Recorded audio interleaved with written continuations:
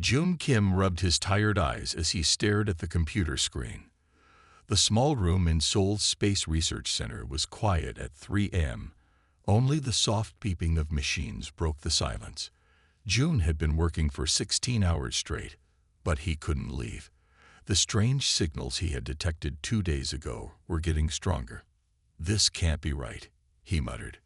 The radiation patterns were unlike anything he had ever seen. They were moving toward Earth at impossible speeds. June reached for his phone and called his boss. "Director Wan, I need you to see this now." Within an hour, the quiet research center became busy with scientists and government officials. They all looked worried as they studied June's data. "How long do we have?" asked Director Wan, his face pale. "If they keep this speed, less than 2 days," June answered. Director Wan turned to a military officer. "Contact the president. Now." June stepped outside and called his wife. "Minji, pack some clothes and go to your mother's house in the countryside," he told her. "What's wrong?" Minji asked, her voice sleepy. "I'm not sure, but something is coming. Something big. Please, just go. I have my hospital shift today. I can't just leave." June closed his eyes. Minji was always so dedicated to her work as a doctor. "After your shift then, promise me." "I promise. I love you." "I love you too." Exactly 47 hours later, they appeared. Giant ships, like huge crystals, filled the skies over major cities around the world. Seoul's morning sky turned dark as one massive ship hovered over the city center.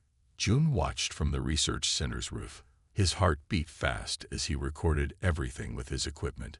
Then it happened. A bright blue beam shot down from the crystal ship. Buildings started to vanish. Not explode, not burn, but simply disappear into dust. His phone rang. It was Minji. "June, they're destroying everything. The hospital is." The call ended. June tried calling back again and again. Nothing. "Kim, we need to evacuate now," Director Hwan shouted from the doorway. As they ran down the stairs, the building shook. Pieces of ceiling fell around them. They reached the parking lot just as half the research center crumbled. "Get in." Director Hwan pointed to a waiting van. They drove fast through streets filled with scared people. June looked back. The blue beams were still working, eating the city piece by piece. He noticed something strange. "The people," he said quietly. "What about them?"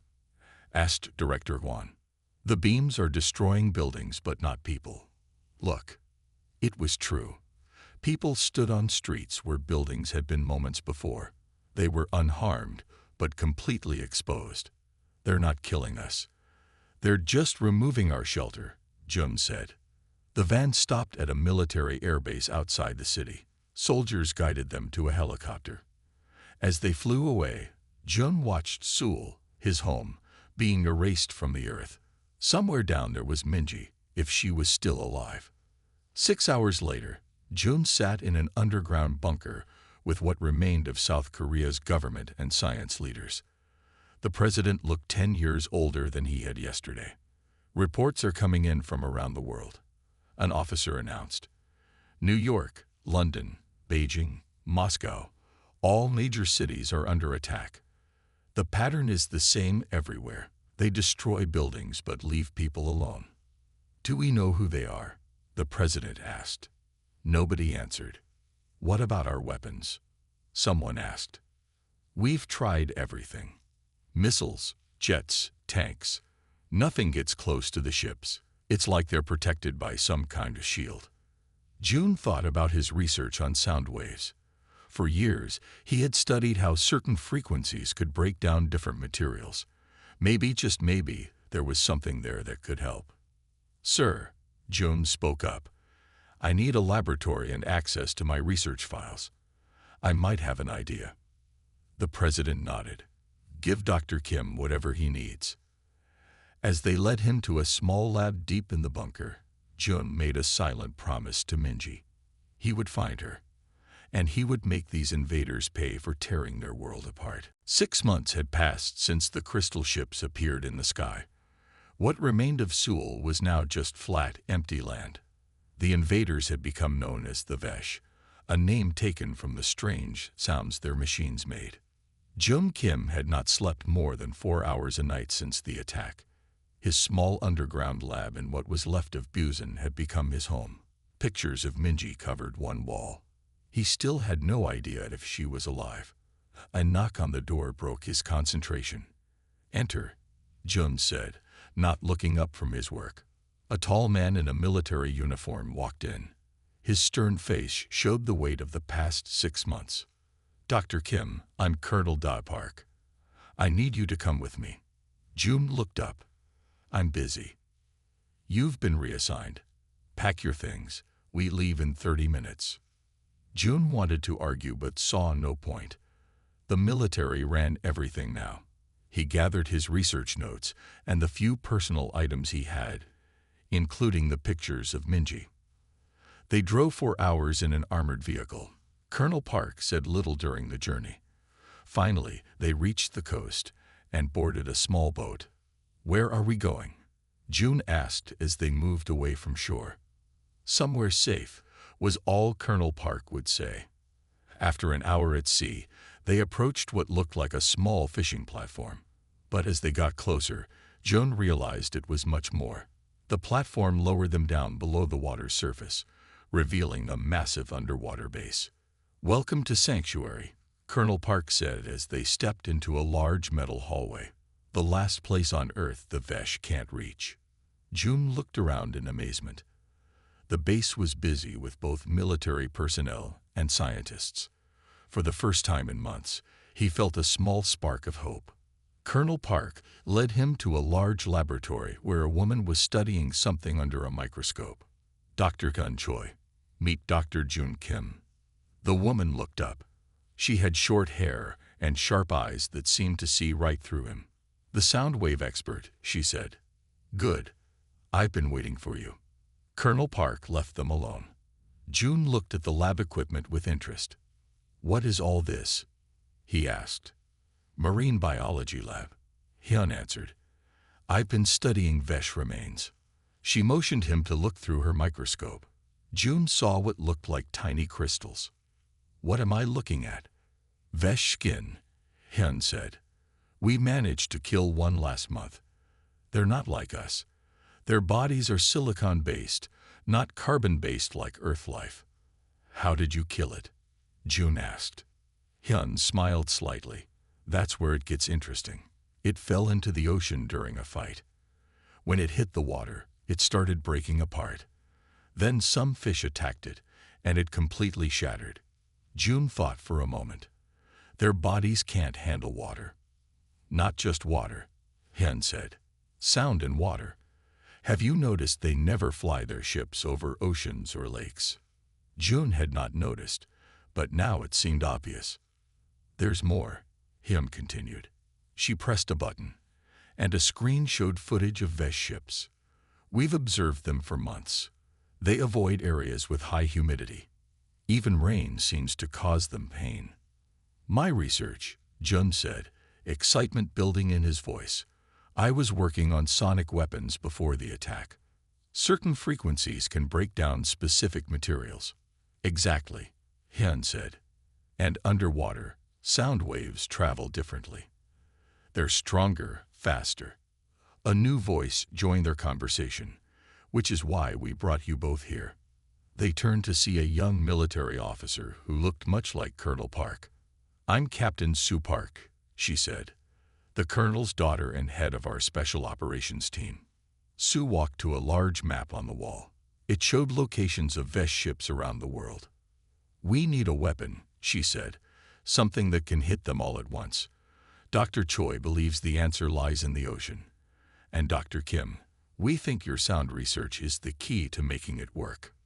Jun looked at the map, then at the microscope showing the Vesh remains.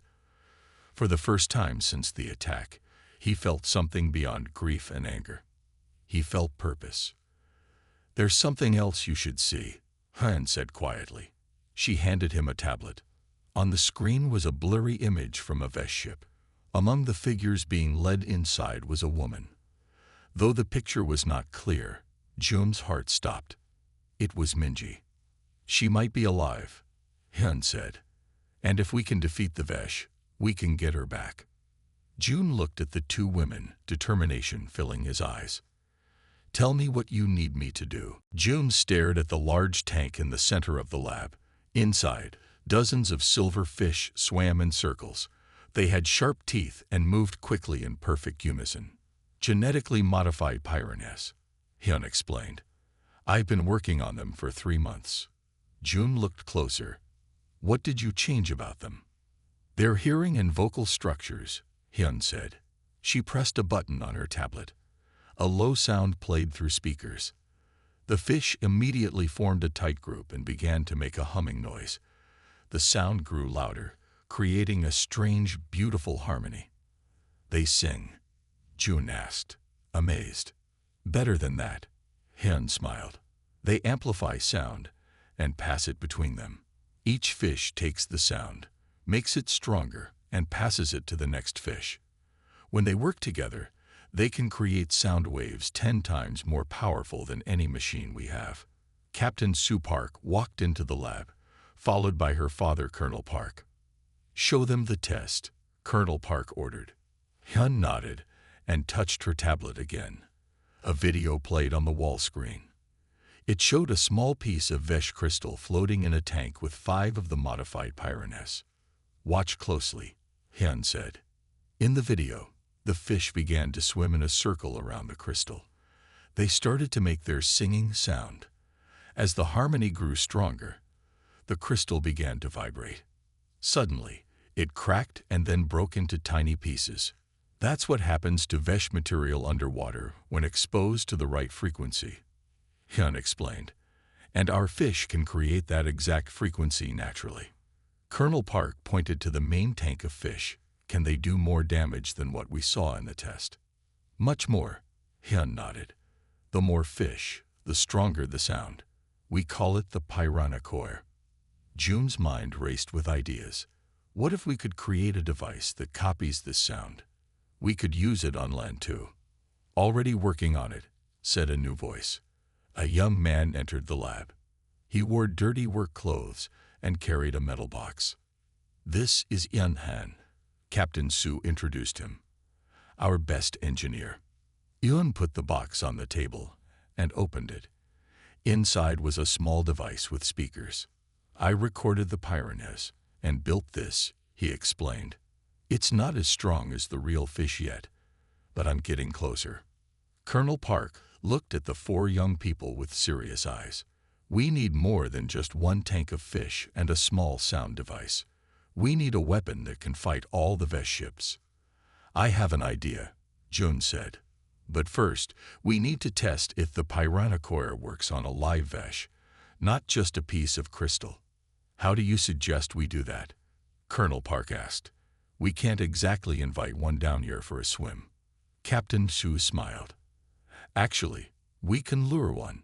My team spotted a small Vesh patrol near the coast yesterday. If we create the right distraction, we might be able to bring one of them to us. Colonel Park thought for a moment, then nodded. Make a plan. You have 3 days to prepare. The next 72 hours were busy. Jun and Hyun worked on improving the fish, while Yun built special underwater speakers. Captain Soo trained her team for the mission. On the 3rd day, they loaded the equipment onto a small submarine. 20 of the modified piranhas were placed in a special container. Remember, we need the Vesh alive long enough to test the sound, Jun reminded everyone. Then we can finish it off with the Piranha core. Captain Soo checked her weapons. My team will handle the capture. You 3 focus on the science part. The submarine left Sanctuary and moved toward the coast. They surfaced 2 miles from shore, hidden behind a small island. Through binoculars, they could see 3 Vesh walking on the beach. The aliens looked like tall humans made of crystal. They'd moved stiffly, examining the sand with strange tools. There's our target, Captain Soo whispered. She gave orders to her team. Two soldiers slipped into the water and swam toward shore with waterproof flares. Minutes later, bright lights flashed on the beach. The Vesh immediately turned toward the distraction.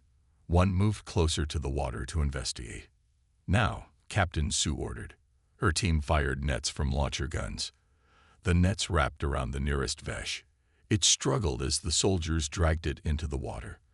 The other two Vesh fired crystal weapons, but the soldiers were already underwater, pulling their captive toward the submarine. "Get ready," Hyun told June as they prepared the Piranha container. The true test of their weapon was about to begin. The captured Vesh thrashed in the water tank. Its crystal body glowed with angry red light. Captain Sue's team had managed to bring it aboard the submarine without losing any soldiers. "It's beautiful in a strange way," Hyun said, watching the alien creature. June checked the sensors around the tank. Its outer shell is already starting to crack just from being in water. Hyun prepared the special container holding the modified Piranhas. "Ready when you are." Colonel Park watched from a video screen connected from Sanctuary. "Proceed with the test." Hyun pressed a button that opened a small gate between the Piranha container and the Vesh tank. 5 fish swam through, circling the alien. "They're assessing it," Hyun explained. The Vesh reached out toward one of the fish, but quickly pulled back as if in pain. "The Piranhas are already making a low-frequency sound," Jum said, looking at his instruments. "The Vesh can feel it."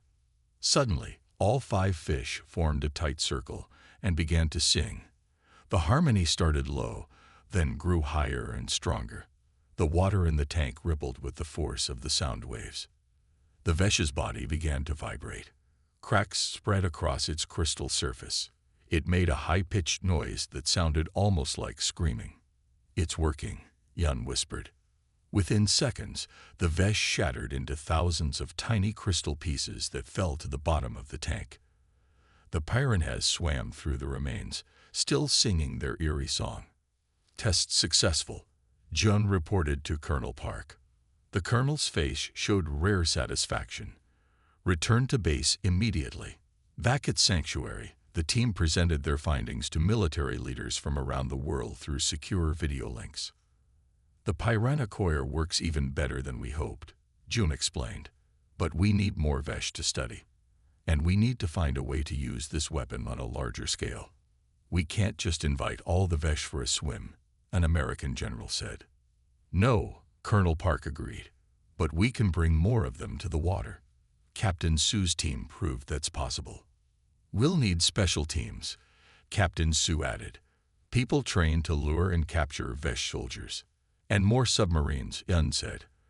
"I can design vessels specifically for transporting captured Vesh to deep water." The military leaders talked among themselves. Then the American general spoke. "We're calling this Operation Harvest. Each country will form special teams to capture Vesh and bring them to ocean drop points." Over the next month, Sanctuary grew. More scientists and soldiers arrived. Hyun bred hundreds more modified Piranhas. Hyun built 10 new transport submarines. June worked on devices that could mimic the Piranha coir's sound for use on land. Teams of soldiers began operating near coastlines around the world. They called themselves the Fishermen. Their job was to catch Vesh and deliver them to the sea. At first, they caught only 1 or 2 Vesh at a time.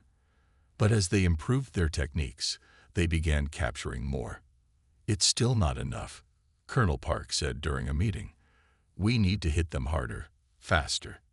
"I might have a solution," Jun said. He showed them designs for a new device. It's a sound amplifier that works on land. It won't be as effective as the Piranha coir in water, but it could stun the Vesh long enough for capture teams to grab them. "How many can you make?" Colonel Park asked. "With the right materials, hundreds," June answered. "Make it happen," the colonel ordered. Late that night, June sat alone in his lab, looking at the picture of Minji. Each day brought new victories against the Vesh, but they were still no closer to finding her or the other human captives. A knock on the door interrupted his thoughts. It was Hyun. "You should sleep," she said gently. "I keep thinking about the Vesh ships," Jun said. If we could somehow get inside one, maybe we could find the captured humans. Hyun sat beside him. Actually, I've been working on something that might help with that. She showed him her tablet. On the screen was an image of a Vesh crystal she had studied. I found something strange in their structure, she said. It's almost like. The alarm suddenly blared throughout Sanctuary. Red emergency lights flashed. Attention all personnel, a voice announced over speakers. Vesh ships approaching. This is not a drill. Hyun and Jun looked at each other with wide eyes. They found us, Jun whispered. Chaos filled the halls of Sanctuary as people ran to their emergency stations. Jun and Hyun rushed to the main control room where Colonel Park was already giving orders. Status report, the colonel demanded. 3 Vesh ships directly above us, an officer replied. They're not attacking yet. They seem to be scanning the ocean. Jun looked at the radar screen. The Vesh ships formed a triangle pattern over Sanctuary. How did they find us? Captain Sue asked as she entered the room. Unknown, her father answered. But we need to prepare for the worst. Hyun arrived next, out of breath. I activated the underwater sound disruptors. If they try to send anything into the water, it will be affected by our frequencies. They watched the screens nervously. Minutes passed with no attack. This is strange, Jun said. Why aren't they firing? They can't, Han suddenly realized. They know they're vulnerable over water. They're trying to figure out how to attack without getting too close to the ocean. As if confirming her theory, the Vesh ships began to move away. They're retreating, someone said with relief. No, Colonel Park shook his head. They're repositioning. They'll be back with a better plan. He turned to the team. We have maybe 24 hours before they return. We need to evacuate Sanctuary and move to our backup location. But sir, Jun protested, all our research is here. The Piranha tanks, the labs, everything. We'll take what we can, the colonel said firmly. Captain Sue organized the evacuation. Hyun prepared the submarines. Jun and Hyun, gather your most important research. As they left to follow orders, Hyun pulled Jun aside. Before the alarm, I was trying to show you something important, she said. Come to my lab first. In her lab, Hyun unlocked a special container and removed a small crystal fragment. This is from the first Vesh we captured, she explained. I've been studying it for weeks. She placed it under a powerful microscope and motioned for Jun to look. What am I seeing? He asked, adjusting the lens. The internal structure of the Vesh crystal, Hyun said. Look at the patterns. Do they remind you of anything? Jun studied the image carefully. The crystal had tiny, organized structures that looked almost like computer circuits, he said in surprise. They look like microscopic computer circuits. Exactly, Hyun nodded. The Vesh aren't just crystal beings. They're living computers, and that's not all. She switched to a different sample. This is from a piece of their ship. I found traces of elements that don't exist naturally on Earth. The composition suggests it comes from a planet with very different conditions than ours. What are you saying? Jun asked. Hyun took a deep breath. I think the Vesh aren't invaders in the way we thought. I think they're refugees. Their home planet must have been destroyed or become uninhabitable. They're trying to change Earth to match the conditions they need to survive. Jun was shocked. So they're not evil. They're just trying to survive. Survival for them means death for us, Hyun said sadly. Their bodies need a silicon-based environment. Our carbon-based world is hostile to them, and vice versa. The information changed everything. Jun thought about all the Vesh they had captured and killed. We should tell Colonel Park, he said. There's more, Hyun added. She showed him data on her tablet. If the Vesh communicate through crystalline structures like computers, we might be able to access their information network. We might find where they're keeping the human captives. Minji, Jun whispered. A sudden explosion shook the base. That was topside, Hyun said with alarm. They ran back to the control room.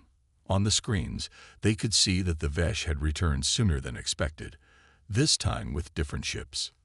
They're dropping something into the water, Hyun reported. Some kind of probes protected by energy shields. Our sound disruptors aren't stopping them. Colonel Park's face was grim. Evacuate now. All personnel to the submarines immediately. As alarms blared again, Jun made a quick decision. He grabbed Hyun's tablet with the Vesh data. Colonel, he called out.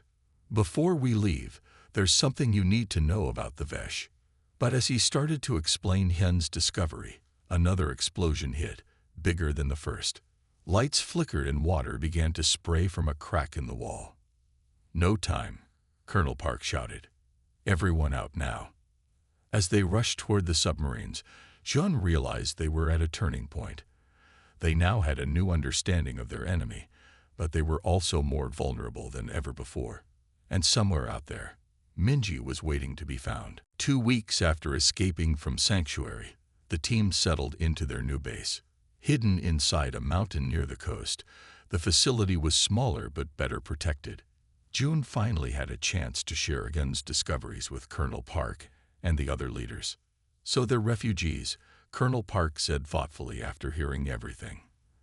That changes some things, but not our main problem. They still want to take our planet.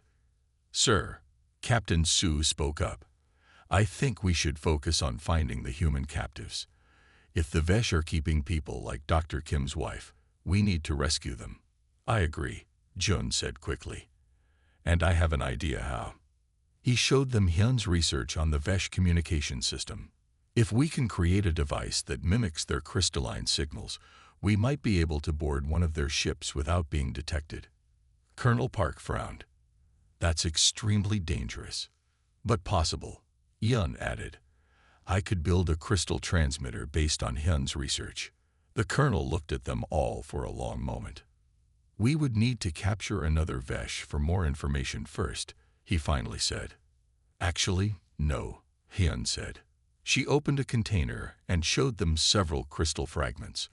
I managed to save these samples from Sanctuary. They should be enough. Over the next week, Jung, Hyun, and Eun worked day and night. They created a small device that could send signals like those the Vesh used to communicate. It's ready, Hyun announced one morning. But we have no way to test it until we're on a Vesh ship. Colonel Park called a meeting to plan the mission. This will be our most dangerous operation yet, he told them. Captain Su will leave a small team to infiltrate a Vesh ship. Their goals are to locate and rescue human captives if possible, and to gather intelligence on Vesh plans. Captain Su selected 4 soldiers for her team.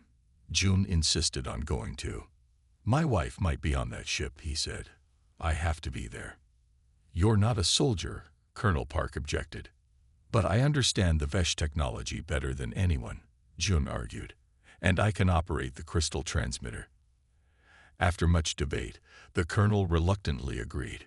Hyun would also join the mission as the Vesh biology expert. 3 days later, they were ready. Dressed in special suits designed to block Vesh scanners, the team approached a Vesh ship that had landed in a valley to collect soil samples. Remember, we stay together, Captain Su whispered. At the first sign of trouble, we abort. Elon had equipped them with modified sound devices based on the Piranha core technology. These will stun a Vesh for about 30 seconds, he had explained. Use them only if absolutely necessary. They waited until dark. The Vesh seemed less active at night, perhaps because they relied on sunlight for energy. June activated the crystal transmitter. It glowed softly and emitted a signal that should make the Vesh see them as friendly. Here goes nothing, Captain Su said. They approached the ship's entrance. 2 Vesh guards stood nearby, but they only looked briefly at the team before turning away. It's working, Hyun whispered. Inside the ship, they moved carefully through crystal hallways that glowed with gentle light. The structure was beautiful but alien. Nothing looked like human design. Using a small scanner, Jum detected areas with high water content. That way, He pointed. If they're keeping humans, they would need to provide water. They found a large room with rows of clear containers. Inside each one was a human, seemingly asleep but alive. Stasis chambers, Hyun said. They're studying us. June frantically checked each face, looking for Minji. He almost missed her. Her hair was longer now, but it was definitely her in one of the chambers. I found her, he said, his voice breaking with emotion. As Captain Su's team worked to understand how to open the chambers, Jun noticed a larger crystal structure in the center of the room. That looks like their main computer, he said. We should download whatever information we can. Hyun connected a device to the crystal surface. Immediately, images and symbols began to flow across her screen. This is incredible, she said. Their entire battle plan, ship locations, everything. Suddenly, an alarm sounded. Their crystal transmitter flickered and went dark. We've been detected, Captain Su shouted. Grab what you can and move out. 2 soldiers managed to open Minji's chamber and carefully lifted her unconscious body. What about the others? June asked, looking at hundreds of captives. We can't help them now, Captain Su said firmly. We'll come back with a bigger force. As they ran toward the exit, 3 Vesh appeared ahead of them. One soldier used his sound device, causing the Vesh to freeze momentarily. They fought their way out, losing 2 soldiers in the process. Just as they reached the outside, more Vesh appeared. Run, Captain Su ordered. Head for the extraction point. As they fled into the night, the Vesh ship began to glow brightly behind them. The mission was a success, but at a heavy cost. And the war was about to enter a new phase. Minji Kim lay in the medical bay, still unconscious 3 days after her rescue. Jun rarely left her side. He held her hand and talked to her, hoping she could hear him. The doctors say you should wake up soon, he told her. They think the Vesh kept you in that sleep state for months to study you. Outside the medical bay, the mountain base buzzed with activity. The information Hyun had downloaded from the Vesh ship changed everything. It revealed the locations of all Vesh forces worldwide and detailed their plans to convert Earth's atmosphere. Colonel Park called a global meeting with military leaders. Using the new information, they developed a bold strategy. Operation Siren will begin in 3 days, he announced. For the first time, we have the advantage. Elon had built more submarines and sound devices based on the Piranha core technology. Teams around the world prepared for a coordinated attack. On the morning of the 3rd day, June was still at Minji's bedside when her fingers moved. Her eyes fluttered open. She looked confused, then focused on June's face. June? She whispered, her voice weak from months of disuse. Is this real? June's eyes filled with tears. Yes, it's real. You're safe now. He helped her drink some water. She tried to sit up but was too weak. The Vesh, she said urgently. I heard them talking when they thought I was completely asleep. They're planning something big. We know, June assured her. We downloaded their plans. Today we fight back. A nurse came to check on Minji. The colonel wants you in the control room, Dr. Kim. The operation is about to start. Jun hesitated, not wanting to leave his wife so soon after she woke up. Go, Minji said softly. Help finish this. I'll be here when you get back. He kissed her forehead and hurried to the control room. Large screens showed maps with Vesh positions marked in red. Blue dots represented human forces positioned near seas and lakes worldwide. Dr. Kim, just in time. Colonel Park nodded. Hyun is already helping coordinate the Pacific teams. On screen, Hyun appeared from a different base, giving instructions to submarine commanders. The Piranha core is ready in all ocean zones, she reported. Amplifiers are in position near all major lakes. Captain Su joined them, wearing combat gear. My team is ready to lead the ground forces. Colonel Park surveyed the room, then spoke into a global communication system. Operation Siren begins now. All teams proceed as planned. Around the world, the attack began. Special teams used sound devices to drive Vesh soldiers toward water. Ships were lured over oceans by decoy signals based on the crystal transmitter technology. In the control room, reports flooded in from every continent. Pacific team reports success. 3 Vesh ships down in the Philippine Sea. Atlantic squad has driven 50 Vesh into the prepared zone. Piranha choir activated. Lake Michigan team reports complete destruction of Vesh ground forces. For the first time since the invasion, the Vesh were retreating. Ion entered the control room with excitement. The land-based amplifiers are working perfectly. We can now create the Piranha choir effect without actual water. More victories were reported hour after hour. The Vesh, never expecting to face their weakness on such a global scale, were caught off guard. By nightfall, nearly 40% of Vesh forces had been eliminated. "We've pushed them back," Colonel Park announced. But this is just the beginning. They still have their largest ships in orbit. They will regroup and strike again. As if confirming his words, alarms suddenly sounded. A massive Vesh mothership appeared on radar, descending from space. It's at least 10 times larger than any ship we've seen before, an officer reported with fear in his voice. Colonel Park studied the radar. They're bringing in reinforcements. June looked at the data with growing concern. That's not an ordinary ship. According to the files we downloaded, that's their command center. Their leader is on that ship. Then we need to hit it with everything we have, Captain Su suggested. Han's voice came through the speakers. It's positioning itself over the Pacific Ocean. This might be our one chance to strike at their heart. Colonel Park made his decision. All Pacific forces converge on the mothership. This is our moment. As orders went out, June returned to the medical bay to check on Minji.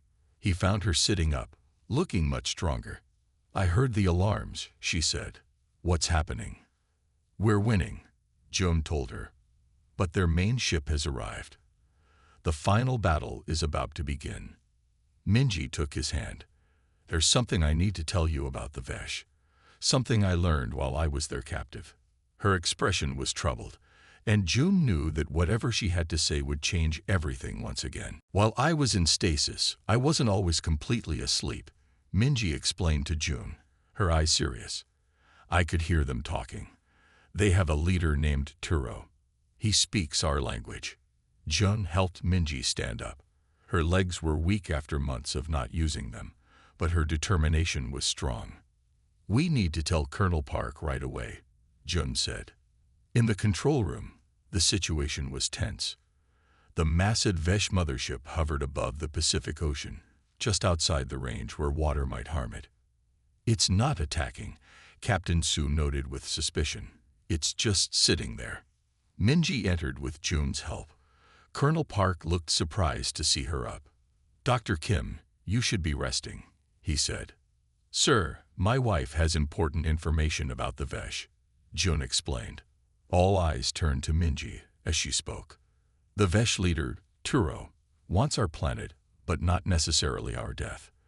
While I was their captive, I learned bits of their language. They study us because they're fascinated by how different we are. They see us as strange water creatures." She paused to catch her breath. "They're desperate. Their home world was destroyed when their sun exploded. The survivors escaped on these ships, but they need a new planet with the right minerals for their crystal bodies. Earth has what they need, but they know changing it for them would kill us." Colonel Park frowned. "So they understand they're committing genocide?"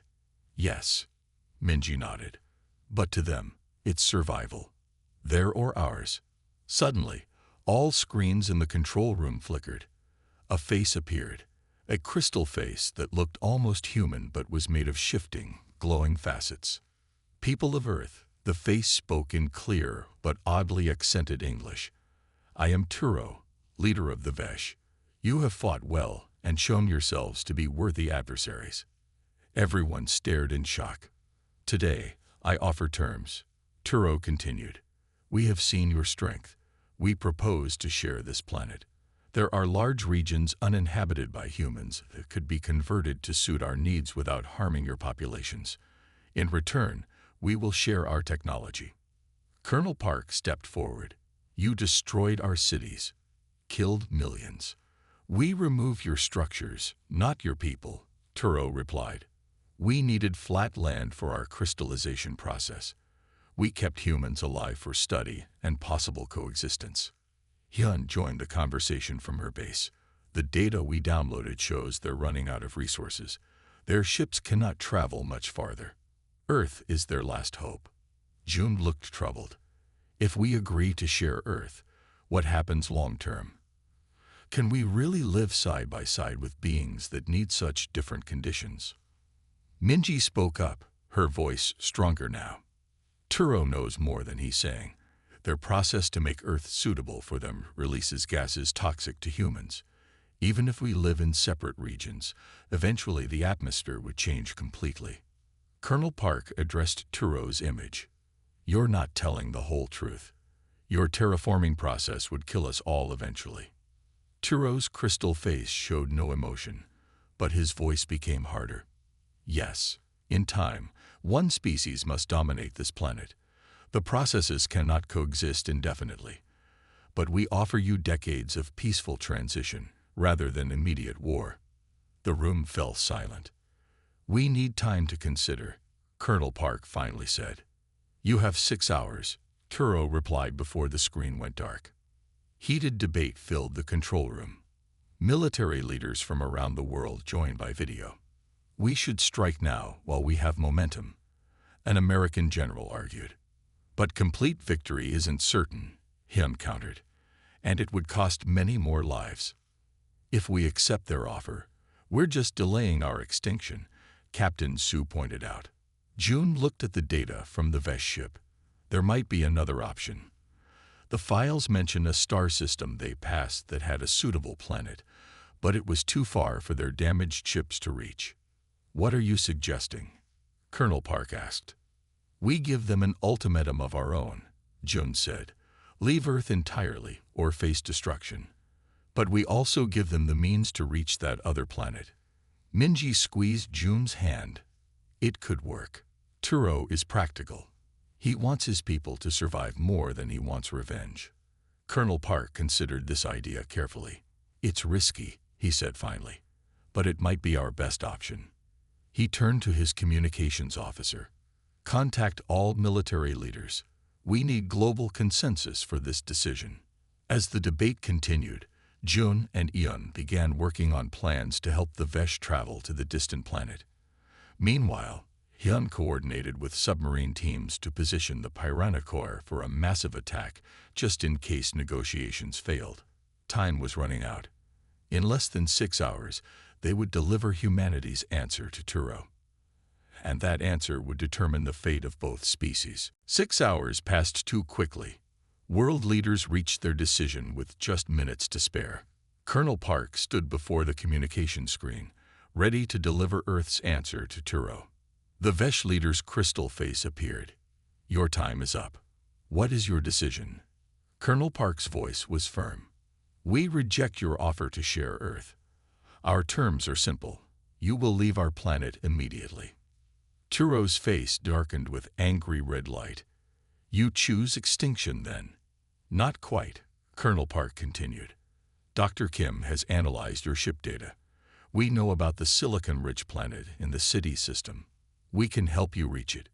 Surprise flickered across Turo's features. That planet is too far for our remaining fuel resources. June stepped forward. We've developed an engine modification that would give your ships the extra boost needed to reach it. A world where you can thrive without destroying another species. Silence followed. When Turo spoke again, his voice was cold.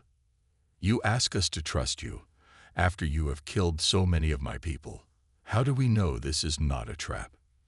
The same way we would have to trust you if we accepted your offer, Minji answered, joining June. Neither side has a perfect choice. But this way, both our species can survive. Turo was quiet for a long moment. I must discuss this with my council.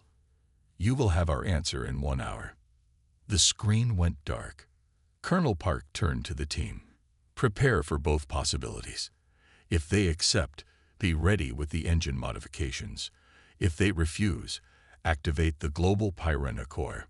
The hour was the longest of their lives. June and Minji waited together, holding hands. Do you think they'll accept? Minji asked. I don't know, June answered honestly. They're desperate, but also proud. When the screen lit up again, it wasn't Turo who appeared, but a different Vesh. Turo has been removed from leadership, the new Vesh announced. He was too willing to compromise. We will take Earth by force, as is our right as the superior species. Colonel Park's face hardened. Then you leave us no choice. He gave the signal, and around the world, Operation Siren moved into its final phase. Hyun activated the full Piranha core network. Thousands of modified piranhas in oceans worldwide began their eerie song. The sound amplifiers had built enhanced the frequency, sending it through water, air, and even into space. On screens, they watched as the smaller Vesh ships began to crack. The mothership, however, remained intact, protected by stronger shields. It's not enough, Captain Su said with frustration. June looked at Ian. The global network. If we connect all sound amplifiers together, synchronized with every Piranha core around the world. Ian nodded, understanding immediately. A planetary symphony. The resonance would be unstoppable. They worked frantically, coordinating with teams globally. Every device, every Piranha swarm had to work in perfect harmony. Above them, the sky was clear and blue. No crystal ships, no fear, just the promise of a new beginning. And somewhere in the distant stars, the survivors of the Vesh traveled toward their new home, carrying with them the lesson that even the most desperate refugees need not become conquerors. The Earth had taught them that lesson through the haunting, deadly song of the Piranha core. Ready, Yun announced finally. Colonel Park gave the order. Activate the Earth Symphony. Around the world, the sound began. It was beautiful and terrible at once. Humans couldn't hear most of it, but they could feel it as a vibration that touched their very bones. On screens, they watched as the mothership began to shudder. Cracks appeared in its crystal surface, spreading like spiderwebs. It's working. Hyun's voice came through speakers. Smaller Vesh ships were already falling from the sky, shattering as they hit the atmosphere. The mothership fought longer, but eventually even its powerful structure couldn't withstand the harmonized assault. With a brilliant flash, it broke apart, pieces falling into the ocean where they dissolved almost instantly. Victory celebrations began around the world. But in the control room, Jun noticed something on radar. One ship escaped, he said, pointing to a small blip moving away from Earth, and it's following the course to the city system. Minji smiled. Some of them chose life over war. Should we pursue? Captain Su asked. Colonel Park shook his head. No, let them go. Perhaps they'll remember that humans showed mercy, even after they tore our cities apart. In the weeks that followed, Earth began to rebuild. The Vesh technology, left behind in the remains of their ships, provided new ways to construct stronger, better cities. June and Minji returned to Seoul, or rather, to the empty land where Seoul had once stood. They stood hand in hand, looking at the blank canvas before them. It's strange, Minji said.